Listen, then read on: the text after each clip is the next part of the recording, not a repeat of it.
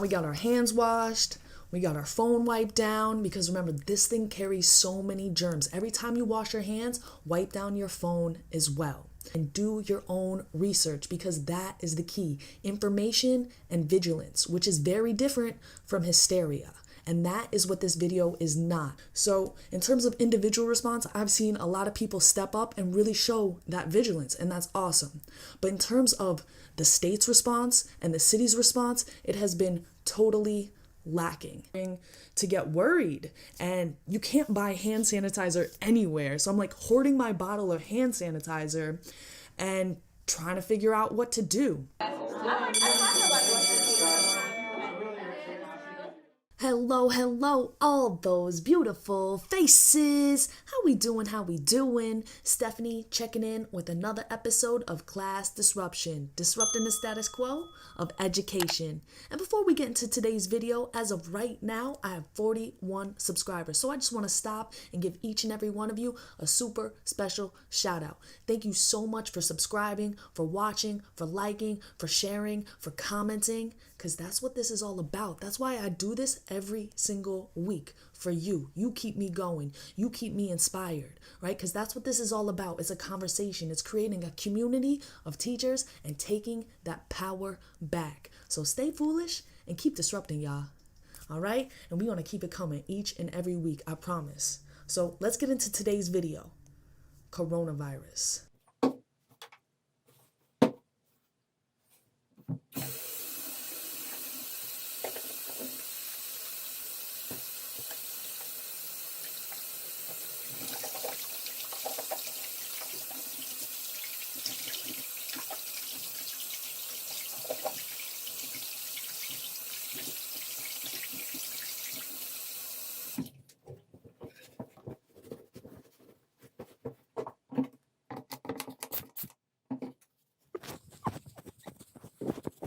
Okay, so now we got our hands washed. We got our phone wiped down because remember, this thing carries so many germs. Every time you wash your hands, wipe down your phone as well. And remember, this video is my opinion. I've done research. I'm providing my sources in the description down below. We're going to be going through some of the things that I found most helpful or had to have a good chunk of information, going over the updates as they specifically pertain to New York. And again, mixing it in with my own opinion. So take it for what it is and do your own research because that is the key. Information and vigilance, which is very different from hysteria. And that is what this video is not. It is not to spread hysteria. It is all about providing information and encouraging people to be vigilant, right? Wash those hands, wash your phone. Be aware of, if you cough or you sneeze, into the elbow, not onto the hands. If you have to blow your nose, excuse yourself out into a different room and make sure you throw that tissue right away. Because vigilance is how we are going to stop spreading these things. Especially, me, our students often are not at high risk. We may contract it and it might be like a cold. And in fact, that seems what the vast majority of cases are. But for people who are older or people who do have preconditions, respiratory conditions, they are at a higher risk and we need to protect them, our loved ones. So be vigilant. But as for, a larger response, I do not think at this time, even with New York declaring a state of emergency, that it's necessary to shut everything down. Do I think that we need to think about, okay, are we going out into crowds, especially if you're an older person or if you're a person who is, susceptible more to it? You should be even extra vigilant about where you go. But for example, I had my son's birthday party today and we just made sure everybody, when they came, washed their hands. After they did the trampolines, wash the hands, Purell, before we eat, after we eat, always washing the hands. So in terms of individual response, I've seen a lot of people step up and really show that vigilance, and that's awesome. But in terms of the state's response and the city's response, it has been totally lacking. Right? Today, March 7th, New York State did declare a state of emergency, but we've known this thing is coming for a month, we've known about it longer than that, but really a month. It's been like, okay, this thing has the potential to spread. And we're New York City, largest city in the country, largest school system in the country, a hub of finance, of travel, people in and out. And what did we do? We sat around and we didn't do anything. And so that's what I'm going to bring you through, kind of that step by step of my experience in New York City, the memos that have gone out, the stories that I've heard, and again, my opinion on that response. So why don't we start, and also actually the non-response of the UFT. They always want to send me text message and emails about this and that, but not heard a word about protecting the people who they're supposed to be protecting, their workers, their teachers, from this virus. Not a word. And so let's start with on 3/28. We're going to check out an email that we received to our DOE emails from the DOE on February 26th at 7:05 p.m. And at this point, we had been back from our midwinter break for 5 days. And I know students, I know teachers who, had gone various places in the country, who had left the country, who had gone to Europe, who had been to Italy. And so this is on 2/26, and you'll see in here, it talks a lot about China, but by this point, it's spread to other places. And it's not really addressing that. So it seems outdated already to me in my head when I'm reading this.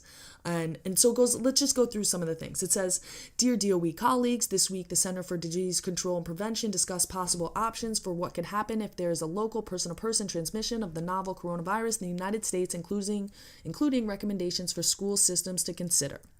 At this time, it's important to listen to facts and not respond to fear. Currently, there are no confirmed cases of novel coronavirus in New York City, and the risk to New Yorkers remains low," which we know at this time, the last update I saw, I think it was 84 or 89 people, we're going to see the headline in a second, have transmitted it or have been infected with this. And there's a number of people across the United States who have also died. So we can see how quickly, 1 week later, and we went from the possibility to it's actually spreading. And we don't even know how much, right? 89 cases that we know of. And so it says, we should continue to practice general flu prevention measures, cover your cough, your sneeze, wash your hands, avoid touching your face, avoid close contact with people who are sick, get your flu shot, which it's not going to stop coronavirus, but it's the middle of flu season, so we don't want to compound those issues with people who also have the flu. And then they gave this coronavirus FAQ right here, which again, it goes through a lot of the information that we're going to touch on in this video, but just explaining what it is, saying that it's been ranged from mild to severe, talks about how it spreads, that you should go into a 14-day incubation period if you've been to somewhere outside the country, especially somewhere that has had the coronavirus there. And then it goes say that has like flu-like symptoms, and it talks mostly about China, mainland China, if you've been to mainland China. And again, like I said, I know somebody who had been to Italy, came back and was working in the schools. And so this information just seemed updated. I'm like thinking about, what about her? Like, should we be worried? And what's crazy is she told me that she was like, "Oh, I called the UFT. The UFT didn't know what to do. They were like, oh, call 311, which is the local help hotline. Like, it's not 911, it's if you need other services." So she called 311, and 311 passed her off to this person. They passed her, and at the end of the day, she was like, "Well, should I go to the hospital?" And nobody had an answer for her. And like, thankfully it's been 14 days, and she has not shown any signs of being sick, and nobody in her family has, and it doesn't seem to have spread that way. But it's just kind of scary that this person was outside the country in a place where it's now spreading very badly in Italy, and just nonchalantly, "Oh, call this person, So that memo came out it was a Friday, 2/26, and then so we have the weekend, Monday, Tuesday, Wednesday, and over that 5-day period, there's misinformation, there's worry, there's fear spreading like crazy. Like my group chat was going crazy. There was fake articles going up on social media. I'll post that right there for you to check out. And so everybody's kind of worried, and we're waiting. We're like, all right, I'm sure our admin will say something to us. I'm sure the DOE will send another email. I'm sure the UFT, they're about to send us something, and still it's nothing. And so I go into school on Thursday and I start kind of like asking around. I ask one of our secretaries, and she's like, oh, you should bring that up with administration, because I know that sometimes the secretaries kind of have the inside word about what the admin are going to do, or some email or some all school thing they're going to do. And she was like, no, you should go talk to them about that. And so I approached my AP and I'm like, hey, so what's our deal? What kind of precautions should we take? How should we present this to the kids? And they were like, oh, that's a good question. I'll bring that up with the principal. And I was like, all right, well, the responsible thing to do is, mention it to them, right? Talk to them about it. Make sure that they're not spreading misinformation. Make sure they're washing their hands. Make sure they're not, dapping each other up and all over each other in the hallway, right? And they were like, oh, yeah, that's a good idea. You should do that. And so again, it was just a little disconcerting that it seemed like nobody knew how we were approaching this. And the fear is just building up and building up and building up. And I would consider myself a person who doesn't allow these things to really, kick up to that level, but I'm starting to get worried. And you can't buy hand sanitizer anywhere. So I'm like hoarding my bottle of hand sanitizer and trying to figure out what to do. So right after I did that, and I don't know whether it was already something they had planned or whether it was like, hey, teachers are bringing this up and we need to do something, whether it was done by the DOE or my administration, but we got this letter from the New York Department of Health. Get that right nice and close for you guys. I don't know if you could see that. I'll take a picture of it, maybe post it up here. I was looking for it online. I couldn't find it. But this... Also, the thing is, it's dated February 26th. So I'm like, all right, well, this is already over a week old. And it basically says what they told us in that email before. So it doesn't have a lot of updated information, just reminding you to cover your cough, talking about quarantines. If you know somebody who's, been outside the U.S., it doesn't talk specifically about China like it did in the last one. It's more general, but none of the actual information in here goes beyond what we had before, and none of it is specific to schools. I'm thinking why hasn't the DOE, the DOE should be making sure that all schools have soap available, all schools have Purell, at least not, if not in every classroom, widely available, because you cannot get hand sanitizer anywhere. And I know, at least in the kids' bathroom, sometimes in our bathroom, by the end of the day, the soap starts running out. And so just really making sure that, we should say something. And it just did not seem like there was a unified way to approach this, or anybody really had an action plan put in place. Or if there was an action plan, which I was looking online, and Carranza one day said that they didn't have an action plan, and the next day he's like, oh yeah, we have a contingency plan for if we need to do remote learning. So it doesn't seem like they have it together. And finally, today, New York State declared a state of emergency. So let's go ahead and check out that article.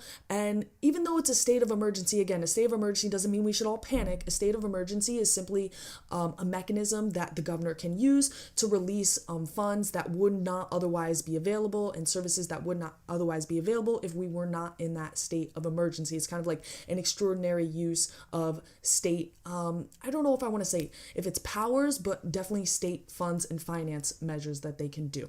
So let's just check out this article, see what the latest updates are on that. And then I want to share with you guys an article and a video that I found very helpful for understanding what coronavirus is on kind of like a deeper molecular biological level. I can't even say it. It's pretty complicated, but the video I found, it breaks it down a lot. And then also an article that kind of compares the coronavirus to, I don't know if any of you guys recall in 2009 how we had the swine flu H1N1 outbreak, and how it's similar and how it's different, how we can learn from that experience. So let's go ahead and take a look at those things right now.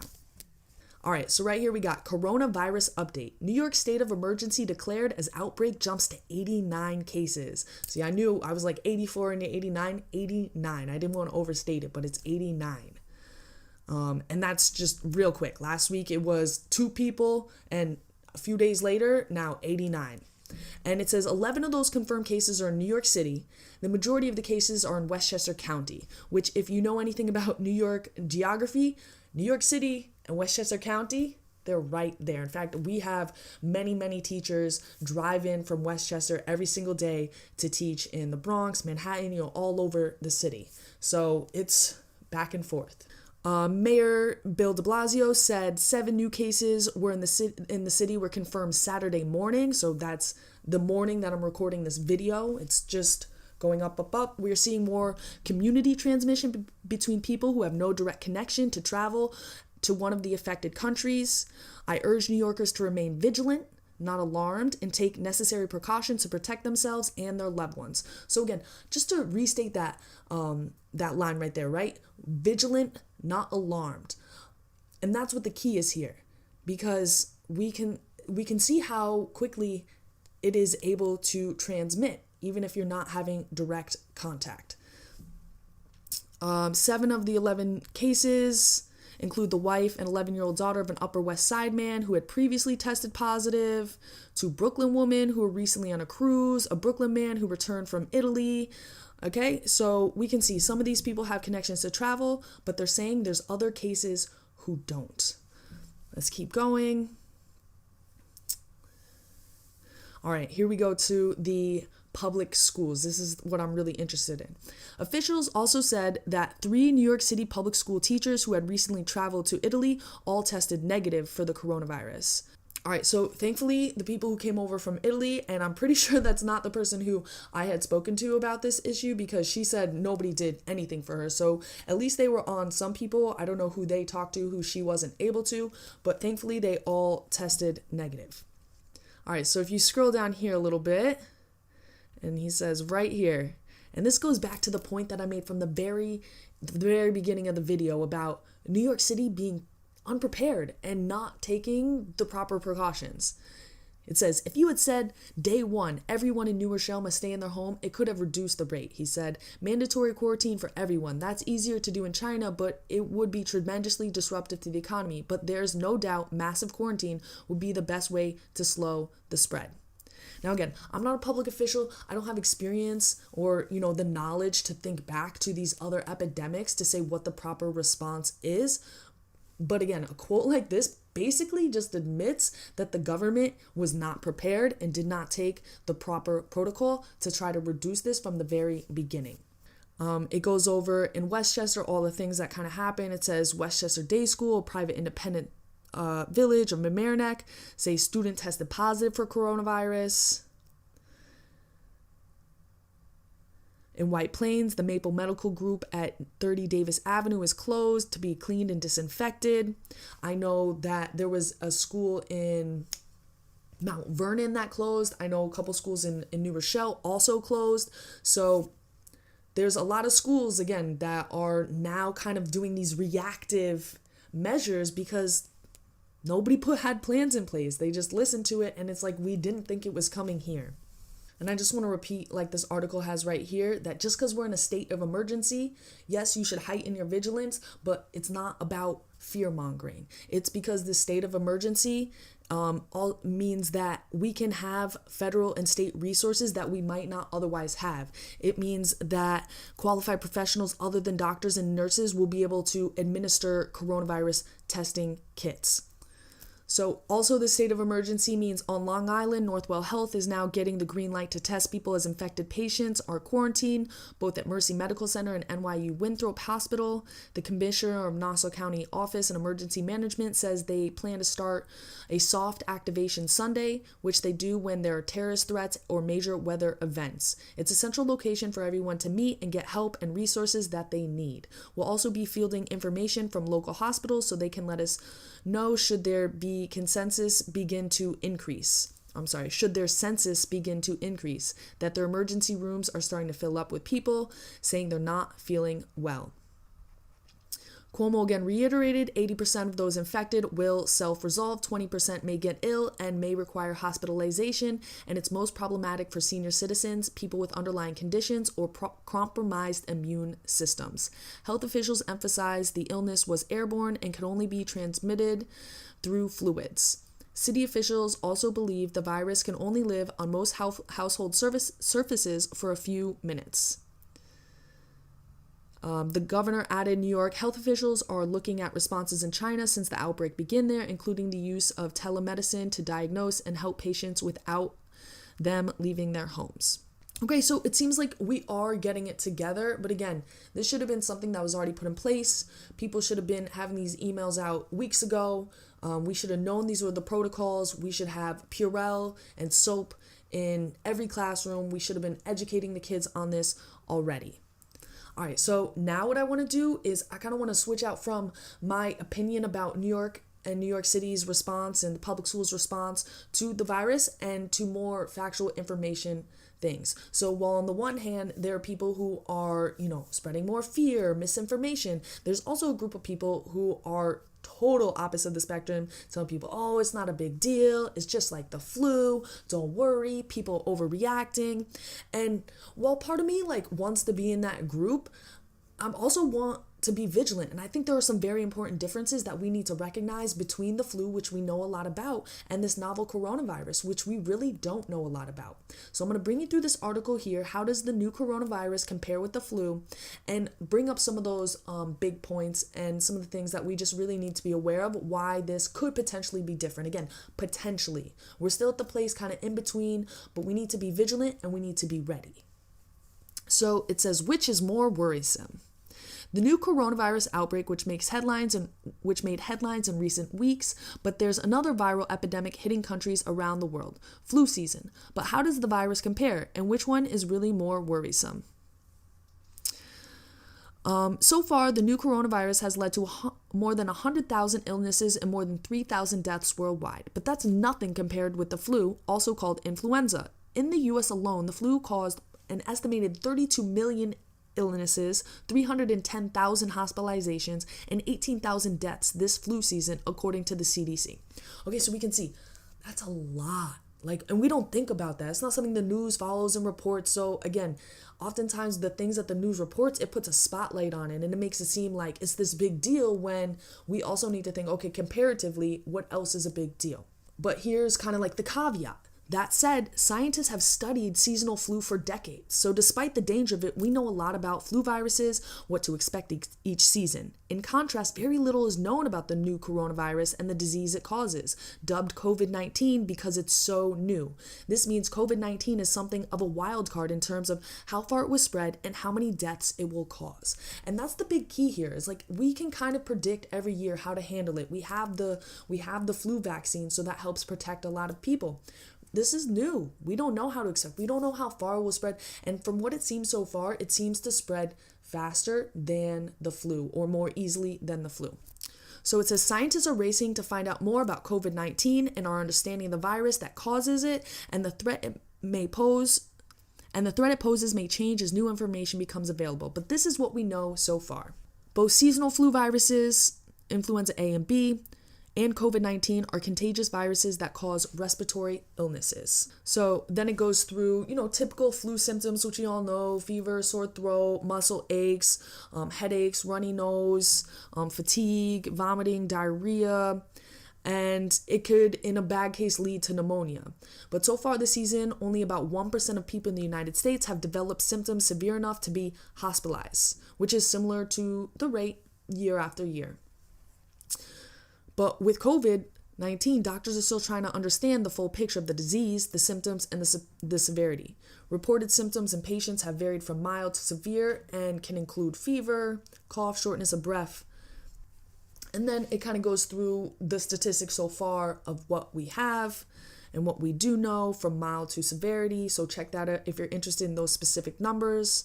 And then it goes on to death rate. And so it says the death rate from seasonal flu is typically around 0.1% in the US.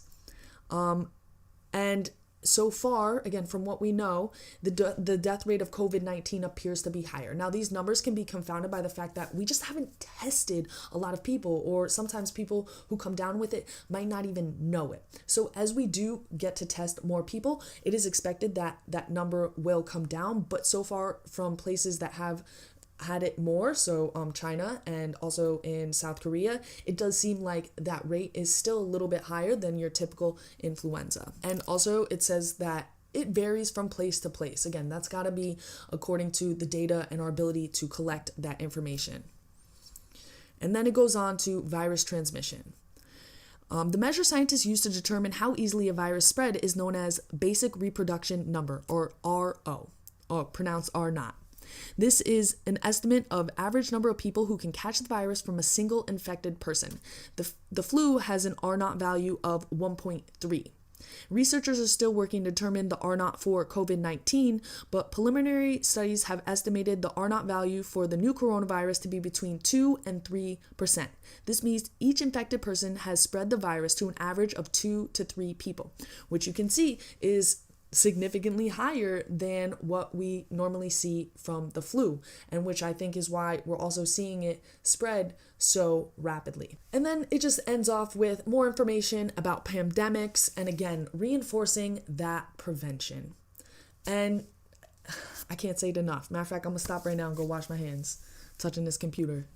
All right, you know me, I have allergies, so like that itch to touch my face sometimes is just so overwhelming. So I'll go wash my hands, do what I gotta do, wash them again, and now I'm back. All right, so thank you for bearing with me in that. I want to go over one more thing. This video, it was a little above my head, but at the same time, I still think it's cool to go through the underlying factors, that molecular, biological aspect of it. So I just want to show you a couple minutes of a video I found very informative. He has a whole series of videos. I'm going to put them in the description down below, so check those out for yourself. But I'm just going to play a couple minutes for us to look at together so you can see what I'm talking about, kind of really understanding, because the more we know, the easier it is to ward off that fear, to prevent that craziness that often comes along with things like this. Viral genome. And so you can see here that this RNA replicase is going to be making more and more RNAs so that they can package these into new virons that this cell is going to be making so it can make more virus. And now the part that really blows me away, when this RNA-dependent RNA polymerase starts to go back on again, and it starts to do this, sometimes it doesn't reach right at the end. Sometimes it reaches from here and will only copy this part. And so you'll get a shorter RNA, or it'll come from this side here and it'll get a shorter RNA. Well, when you get these shorter RNAs, these are known as subgenomic RNAs, or sgRNAs. And some of them are positive, and of course some of them are going to be negative because they're complementary. All right, so you can see he gets pretty complex, but if you watch the whole video from when he starts the drawing and really defines his terms and gives you a reminder of what's RNA and DNA and transcription and all those things that you forgot from high school biology, unless you were one of those smart people who took biology in college, not me. And again, the more that you know, even if I can't fully take that into a conversation and tell somebody else about it, I know for myself, understand how it works, and how he gives some tips at the end also just about being in good health. The stronger your immune system is, the harder it is for this virus to get in you and start that replication process that he was explaining in that video for the couple of, the minute that I watched it with you guys. All right. So that's what I have to do with this video. Again, remember, this is my opinion on how New York City and the New York City public schools have handled this. I tried to make it informative, but again, do your research. And most of all, wash your hands. Try not to touch your face, and try not to just be overly touchy with people or in places where a lot of people are touching. Be vigilant. That's what it's all about. It's up to you and it's up to me to make sure that A, we're not spreading this disease, and B, we're not spreading fear. All right? So stay vigilant, stay informed. If you haven't already, make sure you subscribe, hit that like button if you like this video, and stay foolish, y'all.